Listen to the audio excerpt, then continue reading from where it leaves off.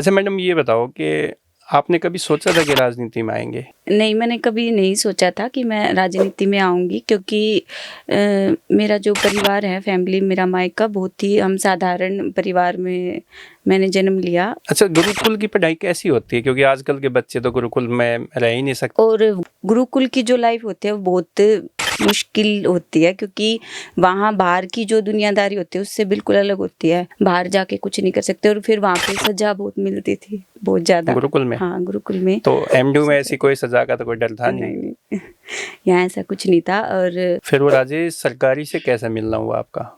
ये था 2015 की बात है। ऐसे ऐसे भाई इस जो इनके पेरेंट्स हैं, भाई इनके जीवन में ये बात है, और भाई इनका बेटा इतने साल से जेल में है।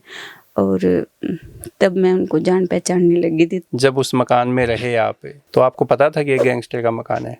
मेरे को नॉलेज ही नहीं थी गैंगस्टर क्या होता है, कैसे क्या मतलब, क्योंकि ऐसे माहौल में मैं कभी रही नहीं, तो मेरे को पता भी नहीं था। अच्छा, डर भी नहीं था? नहीं, डर नहीं था इस चीज का। माँ बेटे के लिए बिल्कुल तड़प रही है, लेकिन वो आ नहीं पाई उस टाइम पे। लेकिन फिर वो बाद में जब छुट्टी आए सारी चीजें, फिर मैंने मेरे पेरेंट्स से बात की। फिर कोरोना टाइम में हमने शादी की थी। तो फिर पापा और वो सब मान गए थे? नहीं, पापा तो जब थे नहीं, उस टाइम पे चले गए थे। इनका जो व्यवहार है वो, मतलब मेरे मम्मी भाई इनसे मिले तो सबको अच्छा लगा।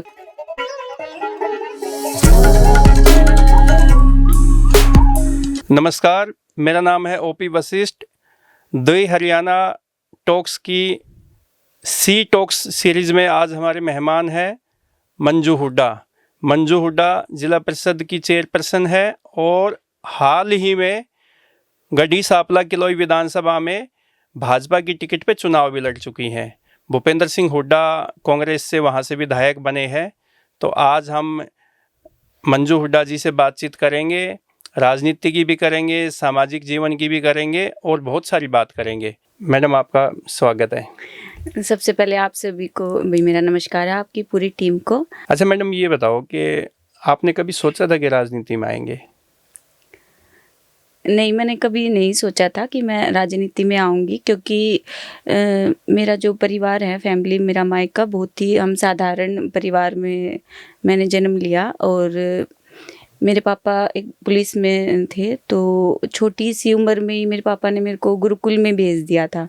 तो 6th क्लास से मैं गुरुकुल में मैंने पढ़ाई की, और तब से लेके और अब तक का था कि मेरी लाइफ बहुत ही स्मूथली और साधारण रही है। तो राजनीति से तो हमारा परिवार और मैं कोसों दूर थे, तो मैंने अच्छा, कभी नहीं आपका सोचा। गांव कौन सा है, कौन से डिस्ट्रिक्ट में है? मेरा गांव झज्जर डिस्ट्रिक्ट में है, इस्माइलपुर है मेरा गांव। और वहाँ पे जैसे पहले तो मेरे पापा पुलिस में थे, तो हम फरीदाबाद रहते थे, और फिर 5-6 साल बाद फिर हम गांव में शिफ्ट हो गए। तो बाकी मैं गांव में बहुत कम रही हूँ, ज़्यादातर बाहर ही रही हूँ। पापा की ड्यूटी जैसे रही है तो हाँ, उन्हीं के साथ? नहीं, गुरुकुल में पढ़ी हूँ, तो अच्छा, मैं गुरुकुल बाहर में। ही रही हूँ, नरेला गुरुकुल में मैं पढ़ी हूँ। तो उसके बाद बाहर ही रही हूँ, गाँव में मैं कभी नहीं रही। अच्छा, गुरुकुल की पढ़ाई कैसी होती है? क्योंकि आजकल के बच्चे तो गुरुकुल में रह ही नहीं सकते, मुझे ऐसा लगता है। तो आप कैसे रहे गुरुकुल की, वो जीवन कैसा रहा 6 साल? गांव में तो देखो ये था कि गांव का माहौल थोड़ा अलग था। तो मेरे पापा चाहते थे कि मेरा जो जीवन हो उसमें डिसिप्लिन हो, पढ़ाई की तरफ अच्छा माहौल हो। तो इसलिए मेरे पापा ने हमें गुरुकुल में भेजा था। और गुरुकुल की जो लाइफ होती है वो बहुत मुश्किल होती है, क्योंकि वहाँ बाहर की जो दुनियादारी होती है उससे बिल्कुल अलग होती है। और एक बच्चे के लिए जो बाहर रह रहा हो और फिर एकदम गुरुकुल के जीवन में जीना बहुत ही मुश्किल होता है। तो मैंने तो वही गुरुकुल में रही हूँ, और वहाँ जाने का ये था कि मेरे अंदर सहनशीलता आ गई, क्योंकि वहाँ पे जो डिसिप्लिन होता है, बच्चे को समय का जो एक उपयोग करना वहाँ सिखाते हैं कि वहाँ समय वेस्ट नहीं कर सकते हम 1 मिनट के लिए भी। हर एक समय सुबह 4 बजे से लेके और रात को 10 बजे तक हमारी मतलब ऐसी दिनचर्या थी कि समय का बहुत पाबंद था वहाँ पे। तो कभी ऐसा नहीं कह रहा कि पापा ने कहाँ फंसा दिया मेरे को गुरुकुल भेज के? नहीं, बहुत बार हुआ ऐसा, क्योंकि वहाँ पे था कि पेरेंट्स को मिलने नहीं देते थे, छुट्टियाँ भी नहीं मिलती थी। कम से कम 3 साल तो ऐसा रहा कि मैं अपने घर पे नहीं गई, और मैं 6th क्लास में थी जब मैं गुरुकुल में गई, तो बहुत छोटी थी, मेरे को कुछ भी नहीं आता था। और लेकिन अब मेरे को ऐसा लगता है कि मेरे पापा ने जो डिसीजन लिया वो बहुत अच्छा लिया, क्योंकि उसकी वजह से ये कि आज मैं इतनी सहनशील हूँ। तो 6ठी क्लास में आपने अपने खुद के कपड़े धोने शुरू कर दिए, खाना बनाना? खाना तो मैस में मिलता होगा वहाँ पे? मिलता था। तो और गुरुकुल में ऐसा, जब और जो आपकी सहपाठी होती थी उनके साथ ये नहीं हुआ कभी कि पापा आए मेरे को और घर ले जाएं वापस? नहीं, जैसे स्टार्टिंग में होता था मेरे साथ ऐसा कि वहाँ मिलने नहीं देते थे। रूल था कि मंथ में सिर्फ एक ही बार पेरेंट्स आएंगे, तो चाहे उसमें ना तो फ़ोन थे ना कोई, सिर्फ एक लेटर हम घर पे लिखते थे अपने। तो ऐसा माहौल था वहाँ पे कि पेरेंट्स को मिलने नहीं दिया जाता था। और मैं 6th क्लास में गई तो मेरा मन भी नहीं लगा वहाँ पे बिल्कुल भी। तो और फ्रेंड्स भी नहीं रोते थी। थे? हाँ, रोते थे बहुत ज़्यादा। तो एक बार ऐसा हुआ कि मैं जैसे वहाँ बिल्कुल गेट के सामने यज्ञशाला थी जहाँ पे हवन होता था हमारा, तो मैं वहाँ बैठ के सोच रही कि काश मेरे पेरेंट्स आज मुझसे मिलने आ जाएं, ये वो। तो मेरे पापा और मम्मी एकदम से मेरे को दिख गए। अच्छा, आंख बंद करके जैसे ओम नमः स्वाहा हाँ, ऐसे हाँ। कुछ करके हवन में आहुति डाली और मम्मी पापा सामने? हाँ, मम्मी पापा सामने थे, और मैं जैसे भागी गई, क्योंकि वो उनका था कि जब भी पेरेंट्स आते थे तो गेट से मैसेज करवाते थे अंदर कि भाई इनके पेरेंट्स आए हैं। लेकिन समय से पहले अगर किसी के पेरेंट्स आते थे तो वो बताते नहीं थे कि वो बाहर की बाहर भेज देते थे पेरेंट्स को। लेकिन मैंने तो देख लिया था, तो मैं भाग गई वहाँ से कि भाई मेरे मम्मी पापा आए हैं। तो बस कुछ दूरी का फासला था हमारा, लेकिन उन्होंने मिलने नहीं दिया मेरे को। मेरे मम्मी पापा वहीं से बाहर गए और मैं भी वहीं रह गई। तो वो एक मेरे लिए बहुत ही इमोशनल मोमेंट था कि मैं मतलब इतनी छोटी उम्र में, और जहाँ पे आज के समय में मतलब बच्चों को भाई पूरा माँ बाप का सपोर्ट चाहिए, सारी चीज़ें हैं, लेकिन उस समय में भाई मैंने इतना स्ट्रगल किया। अच्छा, ये बताइए कि जैसे पापा पुलिस में, आप बताते हैं पापा पुलिस में थे, तो कैसे सख्त पुलिस ऑफिसर थे कि वैसे ही एक साधारण इंसान जैसे होते हैं घर में, भावुक से इमोशनल?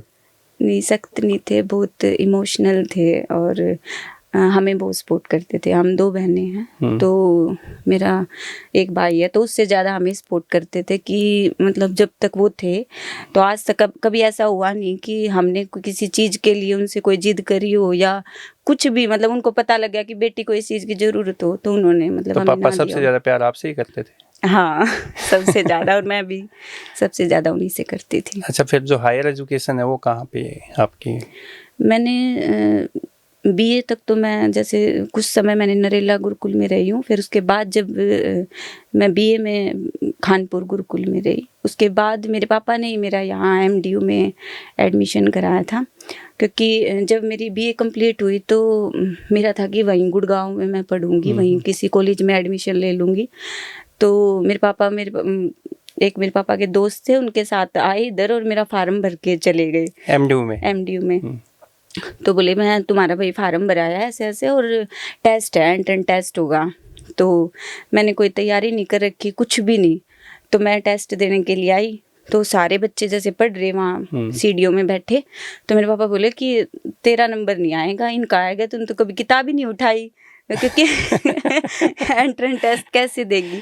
और अब मैं सोचती हूँ कि वो एक भाग्य ही था कि मेरे को रोहतक में लेके आया, क्योंकि रोहतक है, कहाँ गुड़गांव झज्जर, तो कोई था ही नहीं। मैं रोहतक कभी आई तो नहीं गुड़गांव थी। तो रोहतक से काफ़ी एडवांस है, तो फिर आप ऐसे क्यों मानते हो कि या रोहतक को अलग मानते हो कि हरियाणा तो रोहतक ही है? नहीं, जैसे हमारे इधर जैसे रिलेटिव नहीं थे कोई भी इधर अच्छा, रोहतक में, एकदम से अलग जगह पे? एकदम से अलग था। और ये भी था कि भाई इतने साल बाद मैं गुरुकुल में पढ़ के अब मैं अपने पेरेंट्स के साथ रहूंगी, भाई कॉलेज में जाऊंगी तो अप डाउन करूंगी। हॉस्टल का तो था ही नहीं कि हॉस्टल में रहना है मेरे को, और मेरा पहली लिस्ट में मेरा नाम आ गया एमडीयू में, एमए में हिंदी में।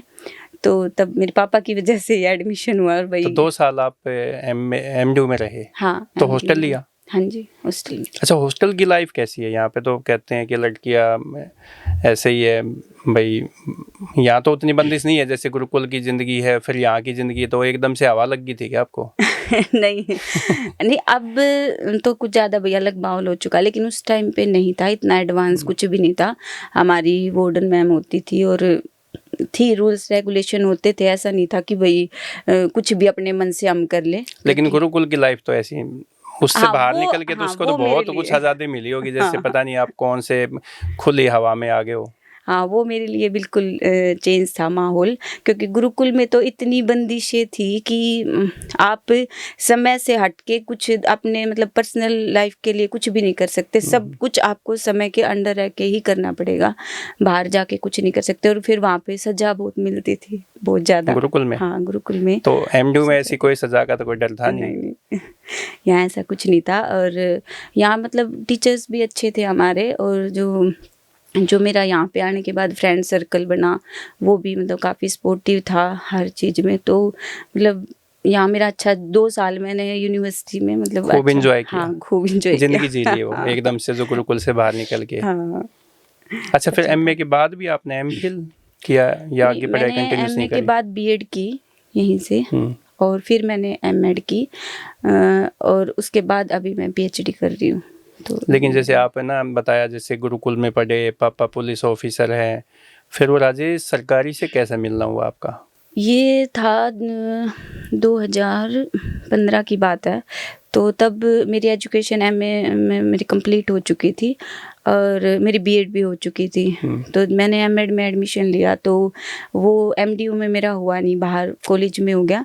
तो उसके लिए हमें रूम की ज़रूरत थी, और उनका घर है बिल्कुल मेन मेडिकल मोड़ पे। मेडिकल मोड पे? हाँ, तो वहाँ हम रेंट के पर्पज से गए थे, मैं और मेरी पीजी फ्रेंड लेने? गई थी। हाँ, तो वहाँ जब फिर मैं और मेरी फ्रेंड वहाँ रहे थे उनके घर पे, ऊपर हमने एक रूम लिया उधर। तो तब सिर्फ उनके पेरेंट्स रहते थे, आंटी अंकल थे। तो वहाँ हम रहने लगे। फिर वहाँ जाने के बाद उस टाइम पे उनकी जो माता थी वो काफ़ी बीमार थी। उस टाइम पे उनको कैंसर था। तो एक हो जाता है कि भाई एक ही घर में, चाहे बेशक वो अलग अलग हों, तो हम बच्चे थे भाई, वो हमारे माँ बाप के और समान ही थे। बेटियों को तो थोड़ा सा वैसे भी इमोशनल होती है माँ बाप तो की या वो किसी एक की। थोड़ा सा अटैचमेंट हो गया। फिर धीरे धीरे घर की स्थिति का पता लगा कि भाई ऐसे ऐसे भाई इस जो इनके पेरेंट्स हैं भाई, इनके जीवन में ये बात है, और भाई इनका बेटा इतने साल से जेल में है। और तब मैं उनको जान पहचानने लगी थी। तो आप ये बताओ कि जब उस मकान में रहे आप as a PG paying guest के तौर पे, तो आपको पता था कि ये गैंगस्टर का मकान है? नहीं, बाद में पता लगा था, लेकिन फिर मेरे को नॉलेज ही नहीं थी गैंगस्टर क्या होता है, कैसे क्या मतलब, क्योंकि ऐसे माहौल में मैं कभी रही नहीं, तो मेरे को पता भी नहीं था कि उस चीज़ की ना तो ज्ञान था और ना डर था। ऐसा डर भी नहीं था? नहीं, डर नहीं था इस चीज़ का कि भाई क्योंकि जिस माहौल में मैं पली बड़ी हूँ, रही हूँ, मेरे घर का माहौल है, वहाँ ऐसी बातें हमने कभी सुनी नहीं कि भाई ऐसा भी कुछ होता है। कि यहाँ जो रोहतक का माहौल है वो बिल्कुल अलग है। अब तो चलो सेम ही हो गया हर जगह, लेकिन जब बहुत अलग था कि मेरे को महसूस नहीं हुआ कि भाई कुछ गैंगस्टर के घर में हूँ ये वो। और मतलब उनके पेरेंट्स बहुत अच्छे थे। जैसे उनके पिताजी हैं और माताजी है, तो वो उन्होंने बताया कि भाई वो कहाँ पे है और कितने सालों से मिलना नहीं हुआ परिवार में? क्योंकि जब जेल हो जाती है किसी हीनियस क्राइम में तो जमानत भी नहीं मिलती और बहुत लंबे समय तक जेल में रहना होता है। हाँ, उस टाइम पे जो उनकी मम्मी थी उनको कैंसर था, तो लास्ट स्टेज थी उनकी। तो हम देखते थे कि भाई वो आज भी मिलने गए हुए हैं, उनको लेके आए हुए हैं या वो गई हुई हैं। तो मतलब एक वो इतना इमोशनल मोमेंट था उस परिवार में कि लास्ट टाइम था, और मतलब माँ बेटे के लिए बिल्कुल तड़प रही है, लेकिन वो आ नहीं पाई उस टाइम पे। तो अच्छा, आप ही नहीं पाए उस टाइम पे, जब इलाज की ज़रूरत थी? नहीं, वो नहीं थे उस टाइम पे। सिर्फ हॉस्पिटल में कभी कभी जैसे जब भी उनकी तारीख लगती तो वो मिलने के लिए जब भी कोर्ट उनको परमिशन देता तो वो आते थे। लेकिन मेरा अटैचमेंट हो गया था परिवार से कि भाई सब अच्छे भी नहीं होते, सब बुरे भी नहीं होते, मतलब वो तो इंसान हाँ, इंसान के ऊपर इंसान डिपेंड इंसान करता होते हैं। है। और कुछ परिस्थितियां होती है कि भाई कैसी परिस्थिति है किस तरह, लेकिन जब मैं उस परिवार में गई तो उस टाइम पे परिस्थितियां बिल्कुल अलग थी। तो मेरा फिर उनसे मतलब आपको अटैचमेंट हो लगा गया। नहीं कि ये एक गैंगस्टर है, और वो जो एक वो उनका नहीं होता एक नाम, एक वो रोब होता है कि भाई गैंगस्टर का डर भावना जो होती है, हम सोसाइटी भी उनको जैसे बहुत अच्छा नहीं मानती कि जो क्राइम में जो लोग हैं या वैसे हैं। तो फिर राजेश से कब मिले आप? मैं उनसे जब उनकी मम्मी की डेथ हुई, मैं उनसे पहले जब भी वो कभी जैसे मिलने आते या हम हॉस्पिटल में आंटी को लेके जाते तो तब मिलना हुआ था। तो उनकी मम्मी ने ही पसंद किया था मेरे लिए, मतलब मेरे को बताया था आपको? कैसे ऐसे, हाँ, कि भाई मेरा बेटा है बहुत अच्छा है और ऐसे ऐसे भाई वो जेल में है और बाकी वो दिल का बहुत अच्छा है, आपको खुश रखेगा। तो आपको ये अटपटा ऐसा नहीं लगा कि मेरा बेटा है बहुत अच्छा है और वो जेल में है?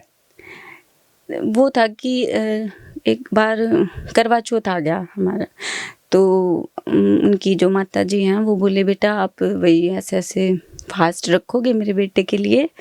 तो मैंने जैसे राजेश से पूछा कि भाई आपकी मम्मी मेरे को ऐसे बोल रही है, तो वो बोले कि आप एक काम करो, आप सिर्फ हाँ बोल दो, फास्ट बेशक मत करना। अच्छा। क्योंकि मेरी माँ की आखिरी इच्छा है, क्योंकि क्या पता अगले साल वो हो ना हो, तो सिर्फ अगर वो खुश होती हैं तो इसमें कोई गलत बात नहीं है। तो एक इंसानियत के नाते मैंने फास्ट रखा था। रखा मैंने जब फास्ट। तक शादी वादी की कोई बात नहीं हुई थी? नहीं, कुछ नहीं हुआ था, लेकिन सिर्फ ये चीज सोच के मैंने रखा, क्योंकि राजेश से मेरा कोई अटैचमेंट नहीं था, लेकिन आंटी से था, क्योंकि भाई मेरे सामने कोई लास्ट स्टेज पे कोई बंदा है और मेरे को ये पता है कि ये कभी भी किसी भी टाइम जा सकता है, और अगर इसकी इच्छा है तो मैं उसको पूरी करूं। तो मैंने फास्ट किया था, फिर वो फास्ट कर लिया, तो फिर मैंने सभी तब से लेकर अब तक सारे रिश्ते मैंने दिल से ही निभाए हैं। तो फिर जैसे इस बात का पता आपके परिवार को पता था, मम्मी पापा परिवार में, घर में, वहाँ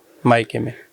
नहीं, तब तक तो नहीं पता था कि भाई ऐसा इतना सब कुछ हो गया, क्योंकि फिर कुछ टाइम बाद ही जैसे आंटी की डेथ हो चुकी थी तो लाइफ हमारी फिर नॉर्मल हो गई थी।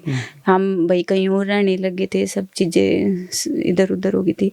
लेकिन फिर वो बाद में जब छुट्टी आए सारी चीज़ें, फिर मैंने मेरे पेरेंट्स से बात की, फिर कोरोना टाइम में हमने शादी की थी। तो फिर पापा वो सब मान गए थे? नहीं, पापा तो जब थे अच्छा, नहीं उस पापा टाइम पे उस चले गए थे, लेकिन पेरेंट्स मान गए थे, क्योंकि इनका जो व्यवहार है वो, मतलब मेरे मम्मी भाई इनसे मिले तो सबको अच्छा लगा कि भाई ज़रूरी तो नहीं है कि बाई चांस अगर मेरे जीवन में ये चीज़ अगर शादी के बाद आ जाती तो फिर क्या करते वो। तो इसलिए फिर उन्होंने इस चीज़ का ऑब्जेक्शन नहीं उठाया कि भाई अगर लड़का अच्छा है, स्पोर्टिव है, आपकी रिस्पेक्ट करता है, तो फिर ये चीज़ें बहुत पीछे रह जाती हैं कि भाई, और खासकर मैं अपने लिए बता रही हूँ कि मेरे को एक ऐसा ही लड़का चाहिए था कि कम से कम वो महिलाओं की रिस्पेक्ट तो करता हो, तो वो है, राजेश में वो गुण है।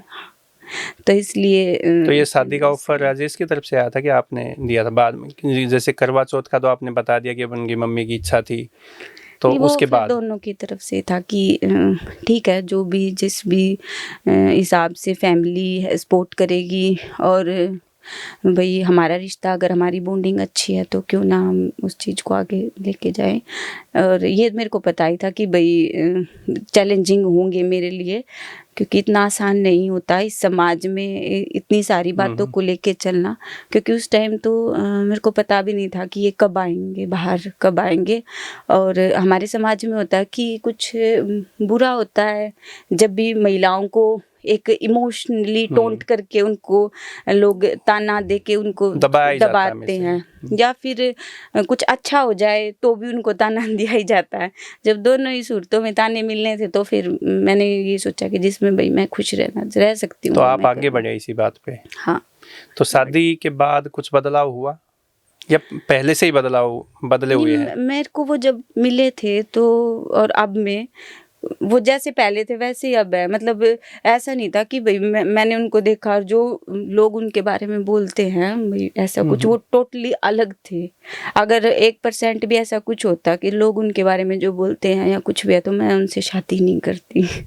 तो उन्होंने बताया कि भाई मैं क्राइम में क्यों आया, कभी आपसे शेयर किया ऐसा? हाँ, मतलब बहुत कम बात होती है हमारी इस बारे में, क्योंकि वो पास्ट था कुछ, और एक राजेश का जो नेचर है वो थोड़ा शांति का है कि वो ज़्यादा चुप रहते हैं। मैं ज़्यादा अच्छा, बोलती कम हूँ, बोलते हैं। कम बोलते हैं, बहुत कम बोलते हैं। मतलब जितना उनसे पूछा जाए उतना ही बोलते हैं, मतलब ऐसे फालतू की बात कुछ भी नहीं। अच्छा। कुछ नहीं, बहुत कम बातें करते हैं।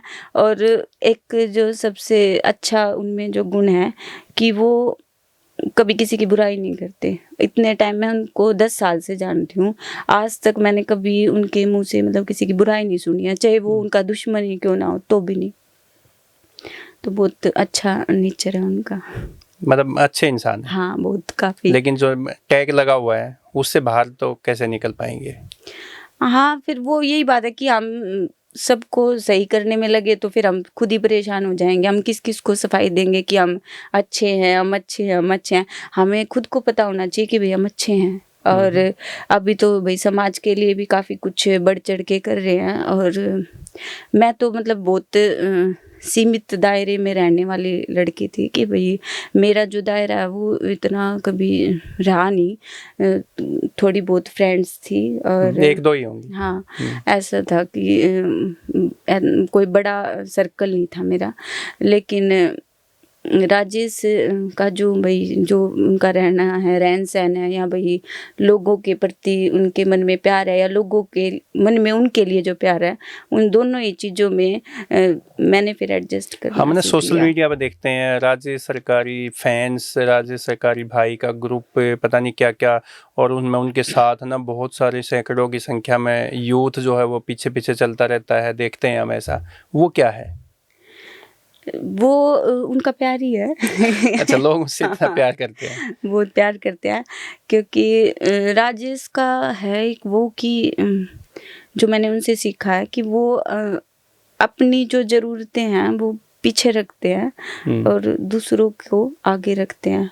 तो इसी वजह से है कि उनका जो सर्कल है या और जो नए-नए दोस्त हैं या भई उनका फ़ैन फ़ॉलोइंग जो बढ़ रही है, वो इसलिए भी होती है कि वो कभी भी ना तो जात-पात में विश्वास करते हैं, ना ऊँच-नीच में, ना बड़े-छोटे में। वो सबको एक समान रख के चलते हैं कि भई हेल्पिंग नेचर है उनका। हम उनको देखते हैं जय माता की जय भोले की, वो ऐसा कुछ, वो एक, वो क्या है? वो थोड़ा अध्यात्म है उनका। अध्यात्म में ज़्यादा पाठ रहते हैं, पूजा ज़्यादा करते हैं? बहुत ज़्यादा करते हैं। उनका मतलब कई बार तो ऐसा भी हुआ है कि रात को अगर मेरी 3 बजे भी आँख खुली है तो वो कहीं ऊपर छत पे बैठ के राम के नाम ले रहे हैं, ध्यान में हैं। रात को 3 बजे भी? हाँ, ध्यान में सुबह? है।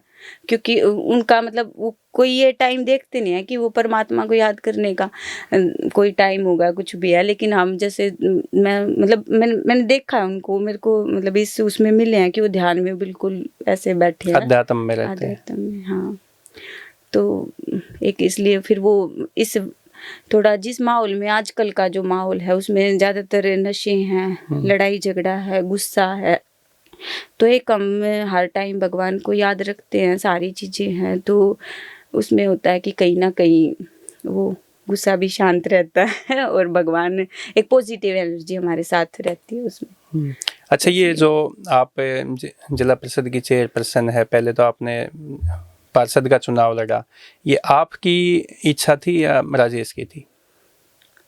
ये जब राजेश 2015 में आए थे पहली बार, तो उसके बाद कई बार जैसे वो छुट्टी आते तो गाँव में जैसे ज़िक्र होता कि भई, क्योंकि उन्होंने एक बार पहले शायद 2012 में ब्लॉक समिति के हाँ, सर्व समिति से उनको चुना गया था, धामड़ और वो गांव है, 2 गांव में मिला के। हाँ, तो उस टाइम पे था कि भई जब उस टाइम पे अंदर रहते हुए भी उनको सर्व समिति से चुन लिया गया था, तो गाँव में एक था कि भई आप कम से कम सरपंच का फार्म भर दो और भई हम सर्व समिति से बना देंगे आपको। राजेश के बारे में कहते हाँ, थे। तो वो मेरे को बोलते कि ऐसे-ऐसे भई गाँव में कह रहे हैं सब, और 2 प्लान हो गए थे। जब भी ये बातें कुछ होती तो मैं ये कहती कि भाई देखो कोई भी ज़िम्मेवारी है उसको मतलब हम ये तो कर नहीं सकते कि सिर्फ़ हम एक टैग लग गया कि भाई ये सरपंच है, लेकिन उस ज़िम्मेवारी को हम अभी निभाने में सक्षम ही नहीं हैं क्योंकि हमारे पास समय नहीं है। और भाई अभी तो आप छुट्टियों पे आ रहे हो, जा रहे हो, फिर आपके बाद उस काम को कौन सँभालेगा? तो फिर हमने वो नहीं लिया। लेकिन अब जब ये इलेक्शन हुआ तो गांव से ही मतलब जो हमारे बड़े थे और घर परिवार वाले थे तो उन्होंने भाई मैसेज किया कि ऐसे ऐसे लेडीज सीट निकली हुई है तो आप इलेक्शन लड़ना चाहोगे? तो उन्होंने उनका एक दोस्त है गांव में तो वो राजनीति में काफ़ी एक्टिव है। तो उन्होंने उनसे पूछा कि भैया ऐसे ऐसे मेरे पास फ़ोन आया है और गांव पूरा तैयार है तो ऐसे भाई लेडीज़ की सीट आई है तो अगर आप आपकी इच्छा है तो भाई मैं आपको सपोर्ट कर देता हूँ और आप लड़ लो इलेक्शन। तो वो बोले यार अगर मेरी आती ना जेंट्स की आती तो मैं लड़ लेता हाँ। लेकिन लेडीज़ की है तो मैं नहीं लड़ूंगा इलेक्शन। तो मैं कुछ काम कर रही थी, मैंने अपना पीएचडी का फॉर्म रजिस्ट्रेशन के लिए हाँ सारी चीज़ें। तो वो आए बोले जी ऐसे ऐसे बात है और आपका हम कर दे ये। तो मैं बोली क्योंकि भाई मेरा ज़्यादा गांव में हुआ नहीं था इतना इंटरेक्शन में भाई कम हुआ। चले अमावस्या पे चले गए, पूर्णिमा पे चले गए, जो गांव के जो होते हैं पाठ पूजा या जब भी साल में 6 महीने त्योहार में चले गए क्योंकि तो इतना ही मैं जानती थी सबको।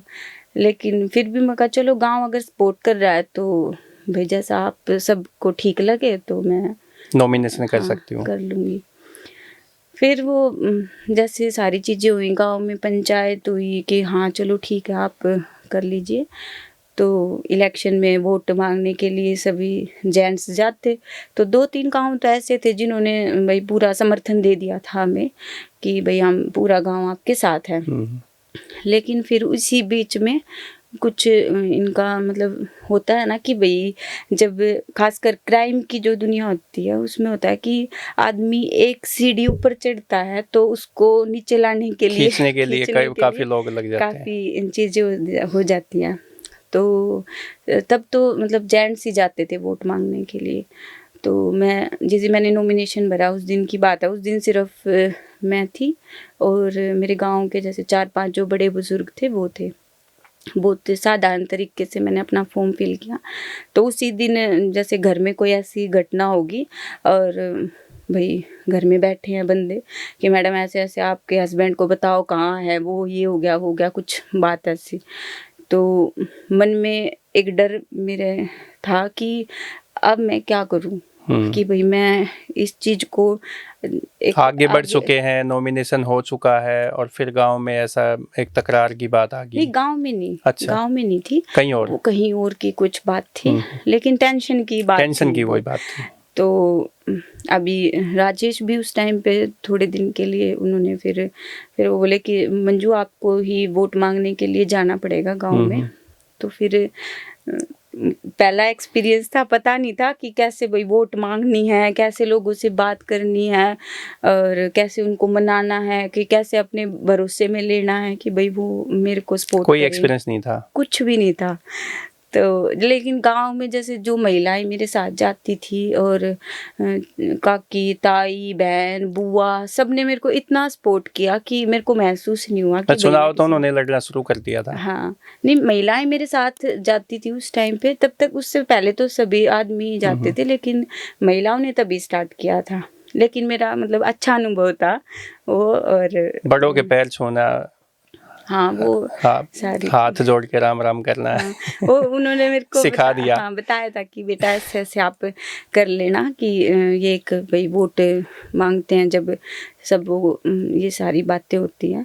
तो जब हमने स्टार्ट किया तो वीडियो बनती, हमारे फ़ोटो वगैरह सारी होते, तो महिलाएं कहती बेटा घूंघट कर ले, वो तेरे काका ताऊ हैं वो गुस्सा करेंगे इस चीज़ के लिए कि आपको। तो फिर मैंने ये सोचा कि भाई अगर घूंघट ही करके वोट मांगनी है तो फिर मेरा चुनाव लड़ने का क्या फ़ायदा है, मेरा फिर अस्तित्व ही क्या है। तो फिर इस बारे में फिर मैंने उनसे बात की कि देखो भाई अगर एक मेरी शर्त ये भी है, अगर मैं चुनाव लड़ती हूँ और मैं जीतती हूँ तो मतलब जो सही होगा ना, मैं सही का ही साथ दूंगी। मेरे को कभी ऐसे कटघरे में तो कभी मत खड़ा करना कि भाई आप कुछ कह रहे हो, मेरे को कुछ वैसी अलग वैसी लग रहा है। पॉलिटिक्स में मत घुसा देना जिसमें हाँ, इससे अच्छा तो मैं चुनाव ही नहीं लड़ूंगी। लेकिन इन्होंने फिर मेरे को सपोर्ट किया कि भाई जैसे आपको जो ठीक लगे और सही गलत में, और भाई हाँ आप मेरे को सलाह दे सकते हो, कोई इसमें कोई वो, पर मतलब एक जो अपना जो माहौल में मैं देख रही हूँ कि महिलाएं सरपंच भी हैं, लेकिन आज तक उनकी शक्ल किसी ने भी नहीं देखी है। ज़्यादातर उनके हस्बैंड ही आते हैं, किसी को पता ही नहीं है कि इस गाँव में लेडीज सरपंच है। हाँ, मैंने तो कभी आपके ऑफिस में राज्य सरकारी को नहीं देखा। नहीं, वो आए ही नहीं है, मुश्किल 2 बार आए हैं या 3 बार आए हैं इन 2 सालों में, और वो भी मेरे बुलाने पे ही कि कभी तो आप आओ भाई, देखो कि भाई कैसा हमारे ऑफिस का माहौल है, और कुछ नहीं तो आप स्टाफ से तो एक बार मिलो कि भाई किस माहौल में मैं काम करती हूँ, सारी चीज़ें हैं। क्योंकि एक इमोशनल मोमेंट था मेरे लिए कि जब मैंने चेयरपर्सन का इलेक्शन लड़ा, तो हम सभी ऑफिस में अंदर लेके आए, मेरे को भी, राजेश को भी। तो जितने भी आदमी थे वो कह रहे भाई बैठ कुर्सी पे, बैठ कुर्सी पे। अच्छा, उसको बिठा रहे? हाँ, उसको बिठा रहे। तो वो बोले कि मैं कुर्सी पे नहीं बैठूंगा, ये मेरी वाइफ की कुर्सी है तो मेरी वाइफ ही बैठेगी। अगर मैं इस चेयर की रिस्पेक्ट नहीं करूँगा तो फिर और कैसे करेंगे। उनका पहला शब्द था मेरे ऑफिस में, वो जब आए तो उस दिन उनके लिए जो मेरे मन में सम्मान था वो और भी बढ़ गया, वो कि पहले से भी ज़्यादा बढ़ हाँ, गया। कि ऐसे माहौल में, और जो बंदा मतलब समाज में इतना रहा भी नहीं लेकिन फिर भी वो हर चीज़ को समझता है, तो फिर और एक लड़की को क्या चाहिए। अच्छा, ये बताओ, जैसे आप चेयरपर्सन बने तो कुछ विपक्ष के जो पार्षद है उन्होंने एलिगेशन भी लगाए, बाद में लगाए, जब आप चेयरपर्सन बने उस टाइम तो नहीं लगाए, लेकिन बाद में लगाए कि भाई इन्होंने बाहुबली से पैसे के दम पे कुछ लोगों को अपने फेवर में किया और तब ये चेयरपर्सन बने। ये कितनी सच्चाई है? देखिए, जो ये मेरा चेयरमैन वाला जो हुआ इलेक्शन, तो उसमें ऐसा तो था नहीं कि भाई कोई जानता नहीं था आपस में एक दूसरे को, सबको जानते थे।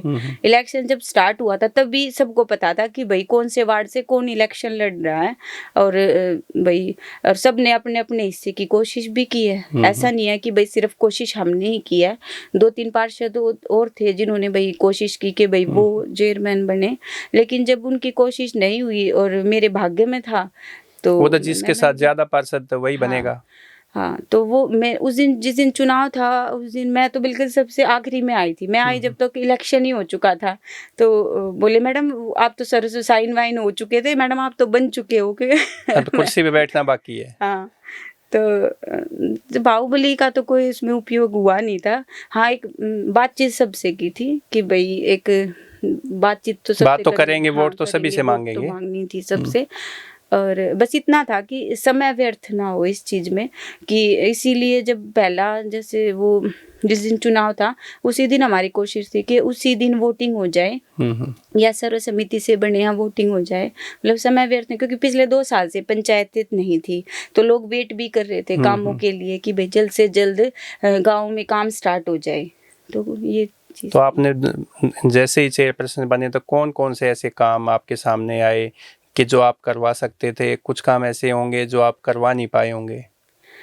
देखिए, सबसे ज़्यादा तो गांव में पानी पीने की जो पीने के समस्या पानी की होती हैं, सड़कें होती हैं, खेतों के रास्ते होते हैं। तो सड़कें तो ज़्यादातर कुछ समय के लिए मार्केटिंग बोर्ड की सड़कें हमारे अंडर हुई थी, तो उस टाइम पे मैंने ज़्यादातर सड़कों को एस्टिमेट बना कि कम से कम रास्ते हाँ, तो सही हो ही जाए। रास्ते का सब कुछ करें, और पानी की भी मतलब जो मेन गाँव में है तो वो मैं करवा रही हूँ। और हाँ, एक खेतों के रास्ते अभी रहते हैं तो वो अभी सीएम साहब से मैं बार बार निवेदन भी कर रही हूँ कि इस चीज़ को भी जल्दी से करवा दे, ताकि गांव में भाई लोगों को ये समस्याओं का ना सामना करना पड़े। तो पर अच्छा, हाँ, चेयरपर्सन तो बन गए, 2 साल आपने कार्यकाल भी आपका अच्छा ही रहा है, और फिर बीजेपी में भी आप शामिल हो गए थे, और गढ़ी सांपला किलोई से टिकट कैसे लेके आए जहाँ से इतने धुरंधर लोग थे कि लग ही नहीं रहा था कि आपका नाम तो चला हुआ था कि टिकट मिल जाएगी, लेकिन इतनी आसानी से मिल जाएगी ये किसी को नहीं पता था। ये कैसे हो पाया? इसमें था कि जब मैं चेयरपर्सन बनी उस टाइम पे मैं अपना ऑफिशियली काम तो मैं निभा रही थी, लेकिन बहुत सारी ऐसी चीज़ें थी कि मैं ग्रामीण एरिया में भाई चलो किसी गांव में मेरे को मुख्य अतिथि के रूप में बुला लिया, लेकिन फिर भी रोहतक में 155 पंचायतें हैं, सब में तो लोग मेरे को नहीं नहीं जा जानते थे। सकते। सिर्फ एक टैग लगा हुआ था कि एक भाई राजेश सरकारी की वाइफ है और जो चेयरपर्सन बनी हुई, मतलब साथ में उनका नाम साथ में हाँ, ऐड हो जाता है। हाँ, उनका नाम ऐड था। तो लेकिन फिर हमारी भाजपा पार्टी की तरफ से एक मुहिम चली थी, विकसित भारत यात्रा, अब नरेंद्र मोदी जी की उन्होंने चलाई थी कि गांव-गांव जाके लोगों की समस्या पूछो, उनका हल करो। तो उस टाइम पे मैं जाती थी उनमें, तो तब थोड़ा मेरे को गांव के लोगों से मेरा मिलना-जुलना कनेक्ट हुआ। ज़्यादा हो गया लोगों हाँ, से मिलना जुलना। उस टाइम पे फिर लोकसभा इलेक्शन हुआ तो उसमें भी मैं जाती थी। एक्टिव रहे। हाँ, तो ये 2 ऐसे इंसिडेंट हुए कि जिसमें मेरा और भी ज़्यादा गाँव के मतलब लोगों से संगठन की लिहाज से भी, जैसे पार्टी संगठन के लिहाज से भी, और लोगों के बीच में जाने का ज़्यादा मौका मिला। हाँ, ज़्यादा उसमें मेरे को मौका मिला। और हाँ, पर टिकट का मेरे को बिल्कुल भी नहीं पता था कि मेरे को टिकट मिलेगी। मैं न्यूज़पेपर में ही पढ़ती थी कि भई मैडम का नाम आया हुआ है, तीसरे नंबर पे है, चौथे नंबर पे है, लेकिन मेरे को ये था कि भई किसी सीनियर को मिलेगी। मैं तो अभी अनुभव भी नहीं है मेरे पास और समय भी इतना नहीं हुआ है कि भई इतनी बड़ी पार्टी और मेरे ऊपर इतना बड़ा विश्वास दिखाएगी। तो मेरे लिए तो बहुत सरप्राइज़ वाली बात थी और पार्टी की तरफ से बहुत सम्मान की बात थी कि उन्होंने मतलब इतने कम समय में भई मेरे ऊपर यकीन विश्वास किया। किया। हाँ। तो जैसे ही आपका टिकट के लिए सूची में जैसे नाम आया तो आपको एकदम से क्या लगा कि भूपेंद्र सिंह हुड्डा आपके कांग्रेस पार्टी से सामने है और उनके अगेंस्ट आपको टिकट मिला है बीजेपी से, तो कैसा महसूस हो किया? उस दिन क्या हुआ कि जिस दिन टिकट में मेरा लिस्ट में नाम आया तो मेरे को कुकिंग करने का बहुत शौक है। मतलब टाइम मेरे पास नहीं होता, लेकिन फिर भी जब भी समय मिलता है तो मैं कुछ ना कुछ करती हूँ। तो उस दिन क्या हुआ, रसोई में ज़्यादा समय लगाते हो, फ्री होते हो जब? हाँ, फ्री होती तो मैं थोड़ा अपने माइंड को रिलैक्स करने के लिए भी कि कुछ ना कुछ नई चीज़ ट्राई करके देखूँ और सबको खिलाऊँ। तो उस दिन क्या हुआ, मैंने सोचा कि काफ़ी टाइम हो गया खाना नहीं बनाया, आज चल खाना बना ले। तो मैं खाना बनाने में लगी हुई थी, तो फ़ोन आया मीडिया की तरफ से ही कि मैडम ऐसे बधाई हो आपको, भाई टिकट मिल गई, ऐसे-वैसे लिस्ट आ गई है। तो मैंने वो सबके फिर फ़ोन स्टार्ट हो गया, आपको मिल गई टिकट, आपको मिल गई। कुछ समय के लिए तो फिर उस दिन तो मैं रात को बहुत मतलब आराम से सोई।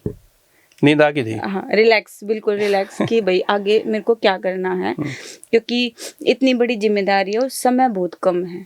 बहुत कम समय था, 20 और 25 दिन का हाँ, समय वो था। 1 महीना भी नहीं मिला। हाँ, और चैलेंज बहुत बड़ा था मेरे लिए।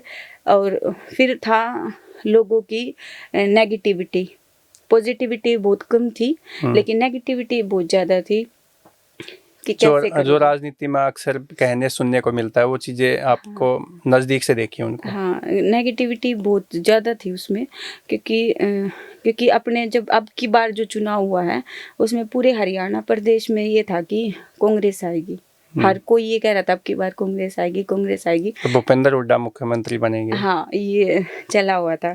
तो ऐसे माहौल में भई मैं ये सोच रही हूँ अपने आप को मैं कैसे रेडी करूँ और चुनाव के लिए क्या मेरे को करना पड़ेगा। और फिर विधानसभा क्षेत्र भई बड़ा होता है, हर गाँव में जाके वोट मांगना। और फिर हमारा जो गढ़ी सांपला वाला एरिया है उसमें क्या होता है कि कुछ एक्स्ट्रा सब समय लगाते हैं, क्योंकि उसे होता नहीं दिमाग में और दिल में एक बात बैठ जाती है कि भाई हमारा सीएम वो चीजें कि भाई कैसे मैं लोगों को इस चीज के लिए आपको भी लग रहा मनाऊंगी। था कि सीएम बनेंगे भाई? नहीं, मेरे को पता था कि भाजपा पार्टी आएगी मेरे को तो पक्का यकीन था, क्योंकि मैं लोगों के बीच में जाती थी। मैंने जब विकसित भारत यात्रा जो हुई और जो एमपी का इलेक्शन हमारा हुआ तो उसमें मतलब मेरा लोगों से इतना इंटरेक्शन हो चुका था कि लोग भाई जब काम ले रहे हैं, भाजपा सरकार काम करवा रही है और मतलब धरातल पे जाके और अंतिम व्यक्ति तक वो चीज़ें, वो सुविधा उन तक पहुंच रही हैं। चाहे वो भाई किसान सम्मान निधि है, बेटी बचाओ बेटी पढ़ाओ का है, या भाई कोई भी ऐसी विधवा पेंशन का है, या दीनदयाल उपाध्याय योजना है। तो क्यों ना सरकार उन पे भाई भरोसा भाई जो हमारे हल्के के बंदे हैं क्यों ना सरकार पे भरोसा करेंगे। लेकिन हाँ, एक हमारी जो कम्युनिटी का मान लो या एक कुछ एरिया जो भाई जिनके वो मतलब बहुत ज़्यादा काम भी आए हैं या भाई व्यक्तित्व तौर पे मतलब एक होता है भाई, सबका होता है, उसमें उनका भी कोई गलती नहीं है उनकी, क्योंकि एक हमारा हम सबका एक अलग अलग होता है कि भाई किसी को हम कम रिस्पेक्ट देते हैं, किसी को ज़्यादा देते हैं। तो एक उन हल्के में तो एक था ही उनका कि भाई लोग उनको ही सपोर्ट करेंगे। मेरे को शायद अब इतना सपोर्ट नहीं मिलेगा। तो हुड्डा साहब जब सामने आते थे तो आप उनसे वोट मांगी आपने? मैंने उनको कभी नहीं देखा है आज तक रियल में। मैंने मतलब आमना सामना ही नहीं हुआ है? नहीं, मैंने आज तक रियल में मैंने उनको कभी नहीं देखा है।